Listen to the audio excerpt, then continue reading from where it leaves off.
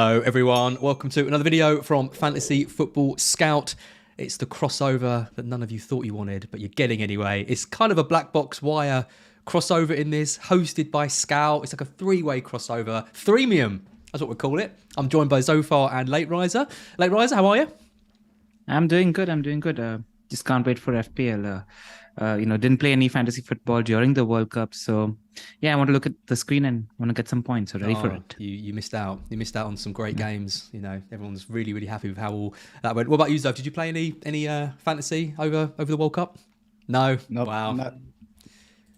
Yeah, you both Just enjoyed the football. Yeah, you both got a nice break. Yeah, I wasn't able to do that. I mean, we had some great content on the channel, but it is difficult when the game was problematic, let's just say. But we are back to a game with absolutely no problems. It's nice and simple. It's beautifully simple. It is, of course, FPL. Looking ahead of game week 17, we've got some teams from both of you to look at. You've talked about this on the wire already, but we're going to go into a bit more detail about some of these. How locked are you, Zoe? Are you feeling like you're ready to kind of say this is a team reveal? I've switched from draft to reveal now because we're heading towards the final stretch. Would you say this is a reveal, or do you reckon there's still changes you can make? I think the Carabao Cup might throw a few curveballs.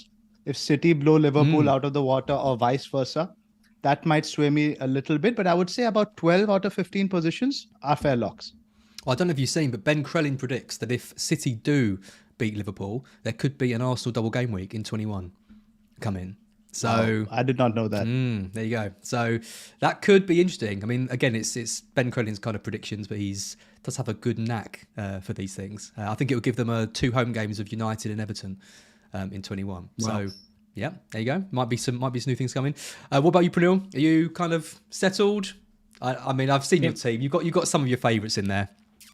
Yeah, I think that's what I was doing before we stopped for the World Cup as well. I'm just going to stick to players that I like, that I'm happy owning, that are a known quantity to me. I feel about 90% locked in, but you never know, right? In terms of what press conference information or what the Carabao Cup is going to throw at us. I mean, before we just came on, I looked at the Scout Twitter page and there were some comments from Guardiola where he said that the guys who are at the World Cup are actually sharper and the guys not at the World Cup need to get up to speed with them, which is not in concurrence with what all of us were thinking. You do take these comments with a little bit of pinch of salt because he was talking about the games today. But, such bits of information still might influence us. But I feel locked in 90% of the way. So we're not all going to be removing Haaland based on those comments. That we're saying. Probably not yet. Right, let's get into some teams then. You two do have very similar teams. So a lot of the players that we're going to talk about, we'll do Zophar's first. A lot of the players are similar, so we'll cover both of your opinions on those. Little bit disappointed that there wasn't a little bit more variety, but it does seem like a quite strong template is emerging again. Reece James is the latest one to kind of break into that, and Mason Mount, who I don't think either of you have got, but we'll talk about some of the 8 million mids as we go. So if this is your team on the screen, it's Kepa in goal, it's Cancelo, Trippier and James, it's Salah, Rashford, Almiron, Martinelli, Haaland, Darwin and Mitrovic. That's the template now, right? That is 11 out of 11 starting 11 people who I'm expecting to see in a lot of people's teams. Yep, and that's how I like to play. I think we're sort of venturing into another area of unknowns. So I like to go with the guys who I know are proven performers. And with that draft, you see, I have, I think, about 2.3 in the bank. Wow. So I have a lot of flexibility. Pretty much any of those guys can become the 8 million mid who I like. And like LR was saying, that spot is probably where I'm a little bit undecided. Still Kulusevski, Mount, Saka, Foden. They've all thrown their name in the hat at certain point. But these 3 guys, I know that are enablers. So I want to make sure I have the right enablers in place. So it's a very easy exit out whenever I need it. I guess the big thing here is you haven't gone for the triple city option. You haven't got De Bruyne, you haven't got Foden, you haven't doubled up on the defence, for example, though it's difficult to with kind of the players they've got. You've just gone for 2. I mean, what's the thinking now? I mean, they have got great fixtures. They have got the potentially back-to-back double game weeks coming up. Are you just adopting a kind of wait and see approach on that? So there's another thing with Salah is he played like a very much of a striker role over the last few weeks, and with Firmino playing at centre forward, I expect that to continue. He becomes a goal scorer and he has a potential to go for your 20, 21 points on any fixture, whereas KDB is playing more of an assister role. And I understand the fixtures are better for City, but Foden looks to be the goal scorer in that team. So if you look at it for 8, I think Foden offers more than KDB at 12.5, even with the rotation risk. The 4.5 goes a long way. So I just want to wait for the first couple of weeks, see if I want Foden or KDB and move accordingly. You've gone straight in, Lateriser, with Foden. Not a bit worried? Yep. 3 benches in a row and then came back, scored, off in the World Cup. Yeah, I mean, it depends on what Foden's been up to off the field. That dictates whether you're... Who knows what he gets up to off the field. Yeah. Exactly. And that's the spot out of all the 14 that I think I'm least sure about. I might actually just go somewhere else, get a little creative with that spot based on what Pep says in the next 4 or 5 days. But if it looks like he's going to be fit, because, Zophar and I were talking about it yesterday, we think that Mahrez has been with Guardiola in the last 2 or 3 weeks training with the team. On the other side, everybody else got out at the quarterfinal stage. So you have Grealish, Foden and Bernardo Silva, who are likely going to be playing on the other side. They're all coming into training at the same time. And, if I had to wager any given day in terms of who's first choice amongst these 3, I'd say it's Phil Foden. So, and I think with Foden also, when it comes to these bench headaches or when it comes to expected minutes doubts, I think you see through them. And eventually, if you're holding Foden for a period of 15, 20 game weeks, you'll get the points you're supposed to get. I think it'll even out over a longer duration. So I feel like you need, because what happened also is everybody owned Foden at the start of the season. And when game week 8 came about and everybody was in a wild card, everybody was like, okay, his expected minutes don't look good. Everybody sold him. Next game, he got a hat trick. And then once everybody started to get him, he was benched for 2 or 3 games. So I think you can't really play the game weeks with Foden.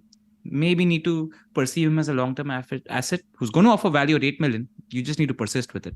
Yeah, I think the majority of drafts I'm seeing are either going for Foden or De Bruyne in that third spot. I mean, we don't have Alvarez as an option, obviously, because he doesn't play enough, and I think they're in Buenos Aires or somewhere at the moment, the Argentina squad. It'd be interesting to know if Pep does manage to find a place for him, though, because obviously he's an incredible player.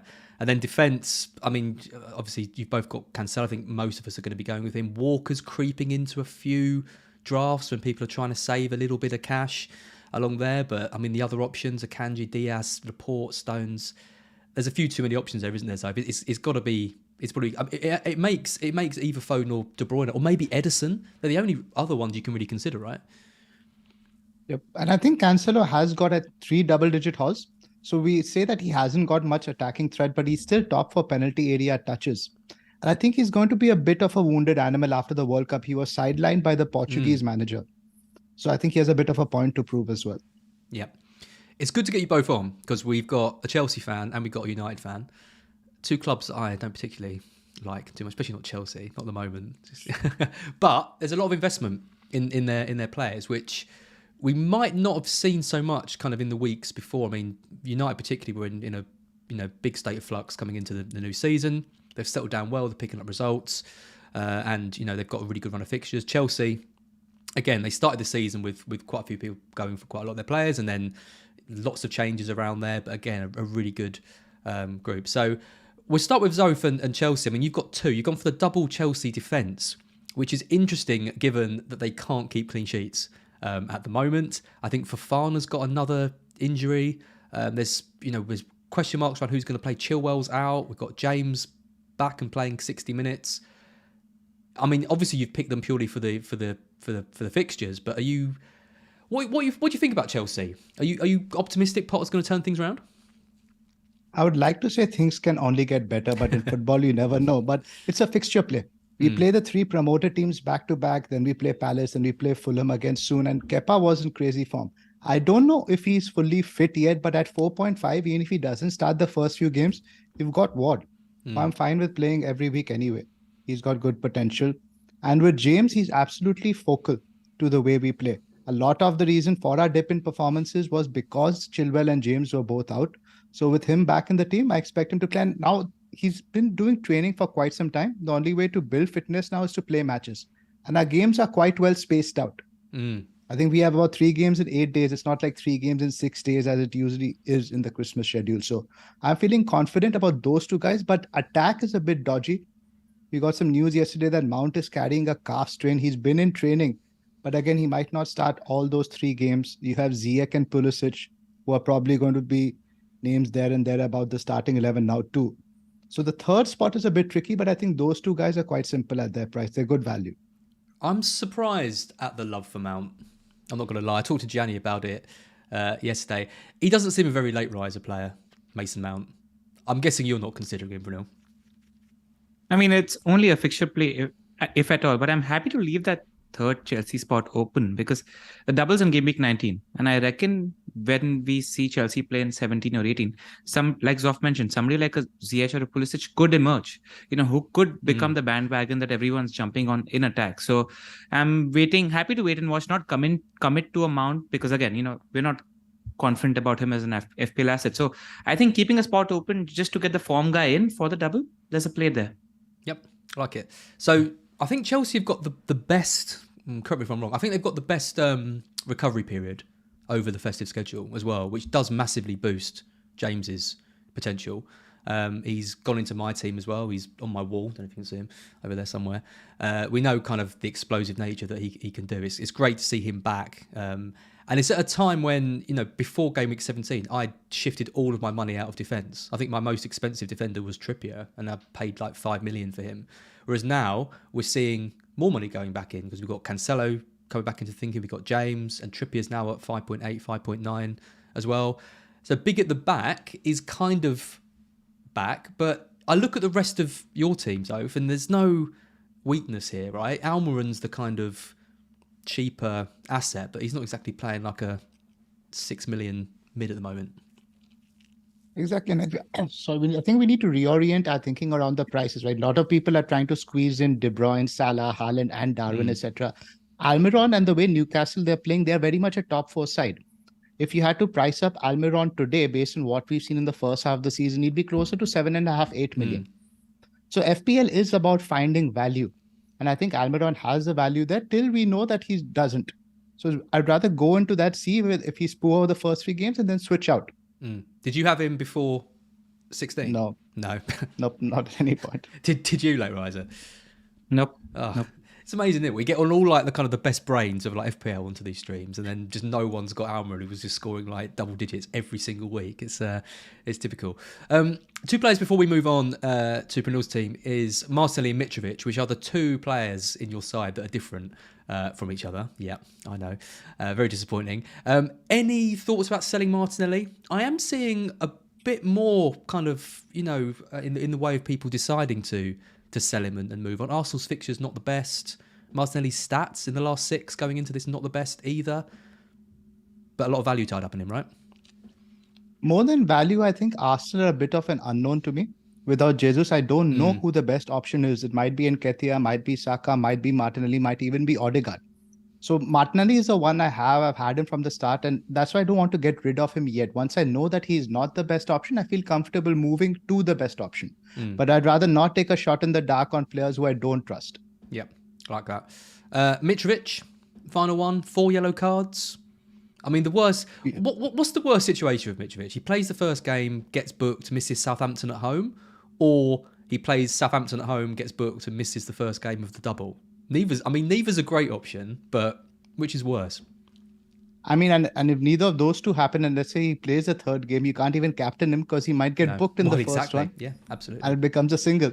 So it is a bit of a tricky one, but captaincy for 19 already looks quite interesting because I don't like Chelsea as much with one fixture against City.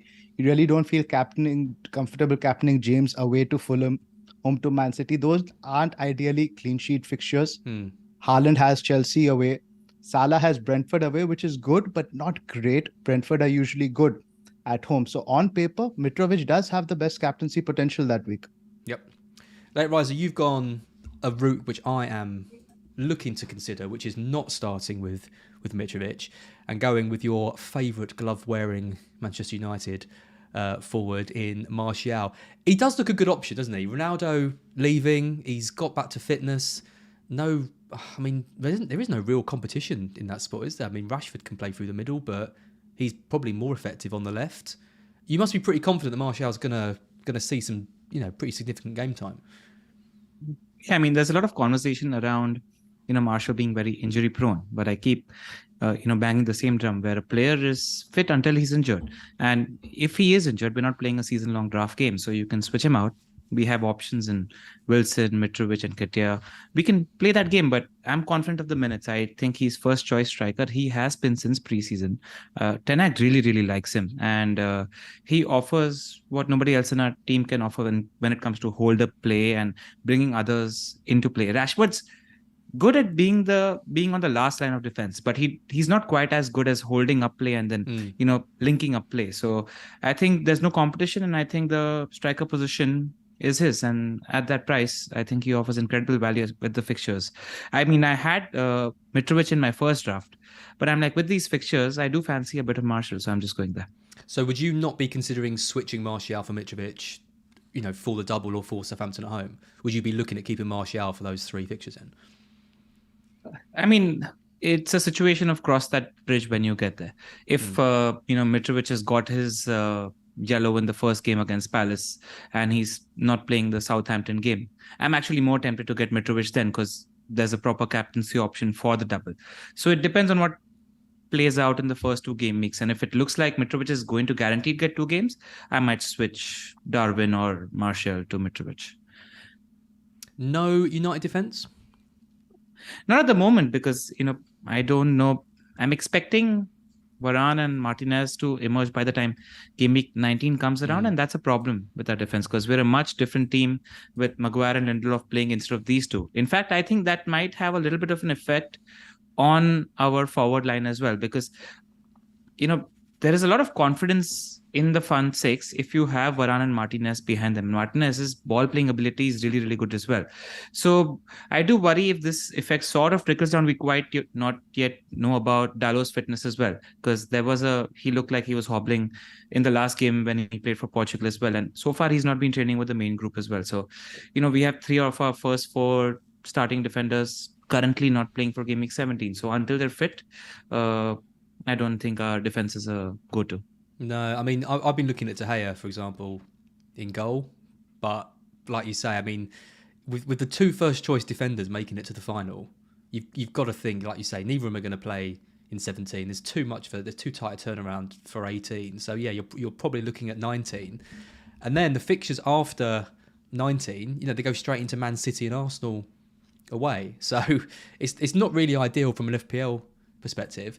I look at Dalot and I think, okay, he's probably the one that you can punt on. He's got the injury. So do you go for Shaw? I mean, are we confident that Shaw's going to come straight back in for 17? I mean, it was a quarter-final exit. You've got to think he's likely, but there is competition there.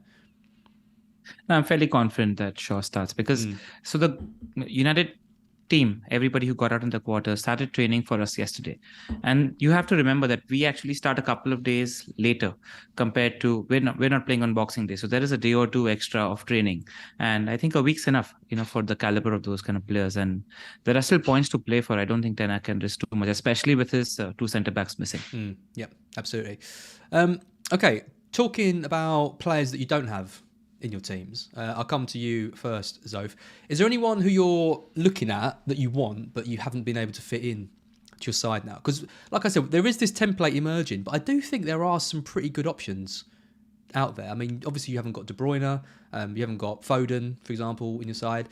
Which are the ones that you're looking at and thinking that you might want to squeeze in somewhere? I've been toying with Maddison, Yes. Kulusevski. In and out. I think Maddison is one who interests me above all, because I'm very wary of getting blindsided by double game weeks, especially when all of these doubles just seem to be having a Man City fixture thrown in. So, and it's very tricky. Certain times you don't buy assets just because they have a double. You buy good assets over good fixtures. That's generally a simple way to play FPL rather than just focus on doubles. We've seen that last year. But what's tricky is this year, the good teams are having the doubles. It's not like you have the likes of Weghorst and Dennis we are investing in. These are good players. Oh, so God. It's a bit tricky. Oh, yeah. That's brought back horrible memories. There's Kulusevski. Yeah. So there's Kulusevski who's thrown his hat in the ring at a certain point. But my main dilemma was from these 3 budget enablers, and I can't split these Martinelli, Rashford, and Almiron. So I just made my decision easier and gone all 3 there. All 3, yeah, absolutely. Well, Maddison's a really interesting one, because I haven't seen him. I'm seeing, out of all the 8 million mids, I'm seeing Kulusevski, I'm seeing Mount, I'm seeing Foden, I'm seeing Saka coming into quite a few teams. I'm not seeing any Maddisons at all. And, as an England fan, I'm disappointed that he didn't get more minutes or any minutes in the World Cup, especially when we're chasing games and, in the first game how poor Mount was, then Henderson came in. I just wonder with someone like him or with someone like Wilson, when they're on the sidelines and they're not, and the team isn't performing, they've got to be so frustrated not to be on the pitch. Are you a fan of Maddison, late riser? He seems like a kind of a late riser pick. Yeah. He's I've owned him a fair amount of the last year or so, and he's done well for me every single time. So for that Foden spot, which I'm not quite sure about, Maddison is my thoughts. Another player that not many people own that is in my thoughts is Anthony Zophar, it's mentioned, because I think he's first choice on our right wing, and especially because what's been happening with Jadon Sancho, I think he sees his main competitor on the right hand side, and Sancho is not even training with the main group. There's a little bit of a situation with him, which is why he's training with some coaches in Netherlands. So you have a nailed on first choice right winger, and he loves a shot. All he loves to do is cut in and shoot. So he's very trigger happy. So I think if people are looking for a placeholder, I like him as a pick. 7.5 million, 4% owned. There's quite a few players around that kind of like 40. I mean, Kulusevski, for example, is only 4.8% owned, I think. James is quite high. James is 12.5% or something. I guess that's from the dead teams kind of at the start of the season, but kind of where I'm ranked, I've probably got quite a few of those around there. Yeah, I mean, it definitely seems like that 8 million spot is something which is going to be quite flexible. There doesn't seem to be like a really strong, like this is the guy that everyone's going to have. And it was like that at the start of the season, right? I mean, there's a lot of similarities between now and the start of the season, I think. Just everyone's got a little bit more budget. Because I look at both of your teams and think, like, these are strong sides that kind of should do well. So I think if you've built up a good team value, then you should be all right going into the rest of it. Where are you both ranked, by the way, Late Rise? Where are you at the moment? Just inside the top 200k. We're only 1 point apart. 1 point apart, and you're going in with basically the same teams as well. Pretty much. Hive mind. Yeah, what actually happened is when Zoff and I started talking about FPL again 10 days ago, I think we're maybe 5 players apart. I might have talked him into a player or two. He might have talked me into a player or two, and that's how we're getting closer as the deadline approaches. Yeah, it happens. Yep. Any other players you two want to cover? There is one player who I have a very strong gut feeling about, and I think that's Trent. I think not many people own him. I think Liverpool are a much better team with Matip in that side. A lot of people are talking about how Robbo has been playing very attacking, but Trent has been FPL royalty for 3 years. Like, all three of us haven't.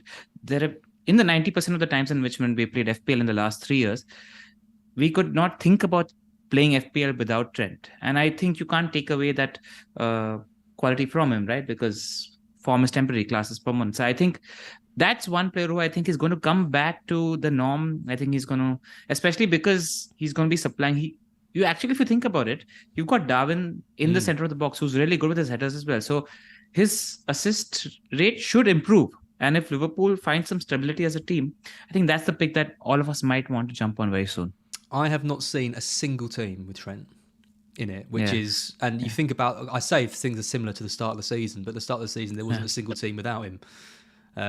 So, I'd love to see him come back. 'Cause, I mean, if he does come back in, and then suddenly we've got this Cancelo, James, Trent, and Trippier, we're going back to putting all our money in defence. And then where's the sacrifice there? It means we're going to have to get rid of a Darwin or a Salah. Yeah.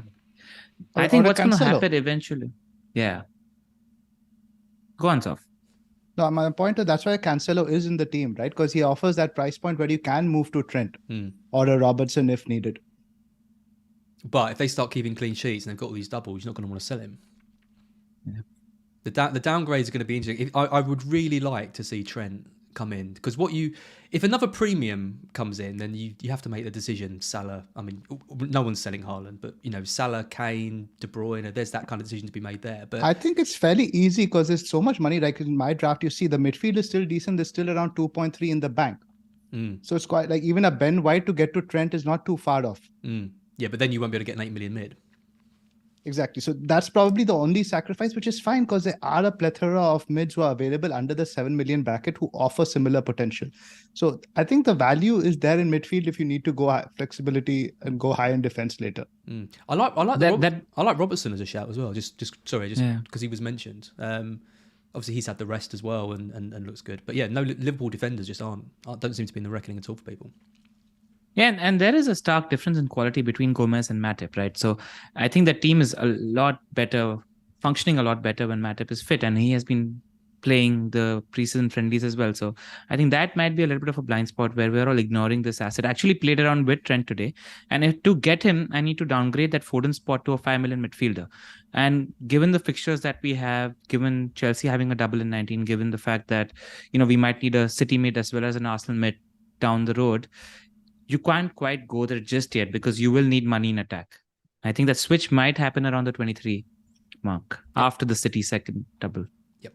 I've got one more player to throw out there, mentioned in the chat. Nketiah. We talk about players Very looking tempting. like gifts. He's tempting, right, Zoph? Absolutely. And he was very good to me towards the tail end of last season. Jumped him in early with the wild card. He killed me. But again, Absolutely. I don't killed me, know that how guy. Arsenal are going to play. And right now, I would have him in if I had another forward spot.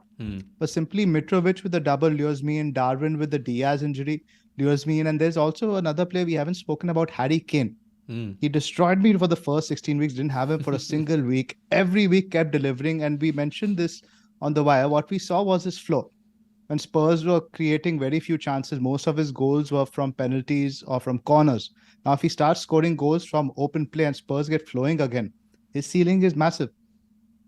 And the signs of that are good because not only do we have Kulusevski back, news came into that Bentancur is not far away. He's actually in contention to play game week 17 or 18. The thing that we were thinking about is, will they function without Bentancur in midfield? But that's happening as well. So you pretty much have a first choice Spurs 11 fit and ready to go. And I think there's a massive difference when Kulusevski is playing in that front three and when he's not for Spurs attackers. Well, there's no reason why Son can't come back into our thinking as well. I mean, look at where he was last season. I mean, he's struggled this year, but we've seen before when everyone's slating him and saying he's finished, he suddenly comes back and he's scoring every week. It's exactly what happened last year. Again, I think there's real. I think the template is strong because I think people are risk averse going into a new season. I completely get that as well, but I think there are players that could change things around quickly. I think if Nketiah starts strong in that first game, he could easily be a player that people look to get, just to double up on the Arsenal, particularly if they get another double game week or double game week or something like that. You look at Kane, you look at Son, you look at Trent, you look at Robertson. There's plenty of different directions this season could go. So yeah, it's exciting, right? We got it back. It's back. Exactly. I mean, that's what 6 strong teams in the league indicates, right? Template strong, but the alternatives for every team are strong too. 7 now, yeah? Yep. Can't forget Newcastle. Can't forget Newcastle. And apparently we can't forget Southampton, says Balon. He says, surprise Southampton not been mentioned yet. Cheapest players in the game. Perrault, he's getting talked about. What is he, 4.4? New manager? Who is the new manager of Have they got one yet? They did. They got him right before the break at Liverpool. I think from Luton. I don't know his name. Oh, yeah, that's Jones. Nathan Jones, right? Yes. Yeah, they got Nathan Very Jones. highly rated as well. Yeah. He did great things. Luton's just down the road from me. I drive past their stadium. It is tiny. It's like so small. That's right. They got Nathan Jones. Yeah. That'll be interesting. He's a very attacking manager. Yep. But it's a wait and watch for me, right? You just don't know what you're going to get with Southampton. And I feel like you can afford this team given the team value that most of us have, where we can have majority of the players from the top 6, 7 teams. And even when people are talking about the Perrault pick at 4.4, when he's so attacking, I mean, a United defender is 0.2, 0.3 million away. An Arsenal defender is 0.2 million away. And I think when it comes to clean sheet potential, they're clear of Southampton. So until you see enough, I don't see a reason to jump in there. No, I look at like Castagna, the Leicester. I mean, he did so well for me going into this. He's about the same price as Perrault as well. I'm not sure why you wouldn't just go for him or pay a little bit more money and get a Shaw or something. I mean, I guess if you've got a Patterson or a Bueno looks such a good option at 3.9 and Patterson at 4, you have to pay that. If Perrault was like 4, I'd say he could maybe go one of those. Easily. But yeah, he just is that little bit extra. Guys, amazing to talk to you both. The Wire was back yesterday, right? You did an episode? Yes. Yep. Everyone should check that out. Some of the best FPL content out there. Just search for The Wire on YouTube. Thanks for joining me, both of you. And yeah, we should do more streams together. I was talking to Zoph before we came on. I don't think we've ever been on a stream just him and I. I think we've done one stream, the 3 of us, which was like a members stream. Late Rise, you seem to think we've done more, but I can't think of any. But we'll correct that. We'll get some more. We'll get some more stuff going. Guys, thanks so much, and I'll speak to you both very soon. Pleasure. Cheers for having us.